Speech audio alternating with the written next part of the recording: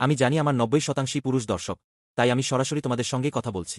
যেভাবে আমি বড় হয়েছি তাতে একজন পুরুষ হিসেবে যদি তুমি কোনো নারীকে ডিনারে নিয়ে যাও, তুমি বিল পরিশোধ করবে, এতে কোনো প্রশ্ন নেই। আমি খুবই ঐতিহ্যবাহী পরিবেশে বড় হয়েছি, বিশেষ করে পূর্ব ইউরোপীয় এবং এমনকি মধ্যপ্রাচ্যীয় সংস্কৃতি অনুসার। এজন্য 25 বছর বয়স পর্যন্ত নারীদের নিয়ে চিন্তা করো না।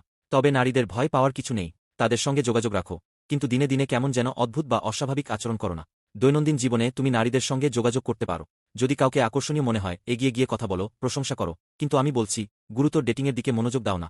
কারণ এই মুহূর্তে তুমি সেই অবস্থানে নেই। এটি মদ্যপানের সঙ্গেও সম্পর্কিত, কারণ বেশিরভাগ সময় ডেটিংয়ের সময় তোমরা মদ্যপান করো। তোমাকে বুঝতে হবে, একজন পুরুষ হিসেবে তোমার সবচেয়ে ভালো সময় হলো 28 থেকে 38 বছর বয়সের মধ্যে। এই সময় নারীরা তোমাকে সবচেয়ে বেশি আকর্ষণীয় মনে করবে। মজার ব্যাপার হলো, আমার এমন কিছু বন্ধু আছে যারা 30 বছরের নিচে থাকা একজন পুরুষের দিকে তাকিয়েও দেখে না। তুমি একই ব্যক্তিকে নাও, তার বয়স 32 থেকে 24 পরিবর্তন করো, এবং সেই নারী তাকে আর আকর্ষণীয় মনে করবে না।